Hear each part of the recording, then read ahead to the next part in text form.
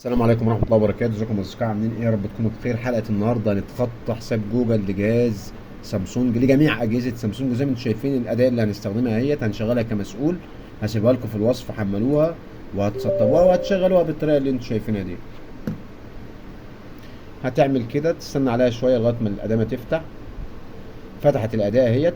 الموضوع سهل وبسيط جدا. كل اللي عليك انك هتجيب وصلة اليو اس بي تكون أصلية عشان تقرا معاك، وهتركب الوصلة كده. بسم الله. بالطريقه دي ركز معايا هنا، مفيش حاجه اهو ظهرت كده اهو. ما دام ظهرت معاك هنا يبقى كده الاداء قرض. كل اللي هختاره في 3 خيارات اهمت، دول 3 بيتخطوا معاك حساب جوجل. هدوس دوسه واحده بس كده بالطريقه دي. زي ما انتم شايفين الاداء بدات تخش على الجهاز نفسه، تقرا البيانات بتاعته. هتطلب معايا ان انا كده قرت البيانات بتاع الجهاز. زي ما انتم شايفين اهو جهاز A01. جابت لي اللوحه دي بتقول لي خش على مكالمات الطوارئ واطلب نجمة شباك 0 نجمة شباك. دخلت على مكالمات الطوارئ اهوت زي ما انتم شايفين، وهطلب نجمة شباك 0 نجمة شباك، واستنى شوية. هتفتح معايا القائمة دي، مش هعمل اي حاجة خالص لغاية ما تجيلي رسالة على التليفون تقول لي اثق في الكمبيوتر. زي ما انتم شايفين كده وانا مستني اهو، مش هعمل اي حاجة خالص لغاية ما تجيلي الرسالة.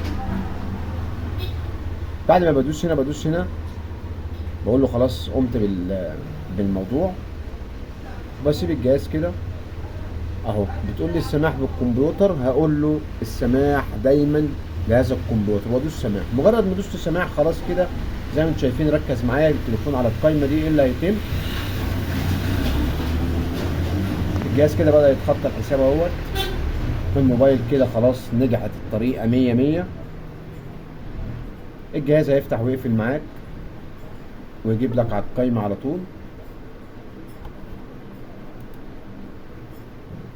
دي كانت اسهل طريقه لتخطي حساب جوجل لجميع اجهزه سامسونج. ما تنسوش لو استفدتم من الشرح تشتركوا في القناة وتفعلوا الجرس عشان كل حاجة بنعملها توصل لكم. انا كده اقدر افصل وصلة اليو اس بي خالص اهوت. الطريقة امنة ما فيهاش اي مشاكل. تخطي ده لجميع اجهزة سامسونج، اندرويد 10 اندرويد 11 12 لغاية اندرويد 13 معاك زي ما انتم شايفين اهوت.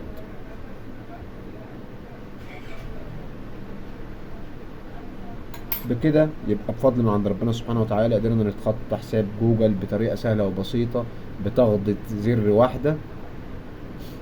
اهم حاجة تشترك في القناة وتفعل الجرس على الكل عشان يصلك كل جديد. اهو ادوس موافق على الشروط وادوس التالي. خلاص كده الجهاز فتح بصورة طبيعية خالص اهوت. ويا ريت نصلي على النبي في التعليقات، ولو قابلتك اي مشكلة سيب لي في التعليقات وانا هرد عليك.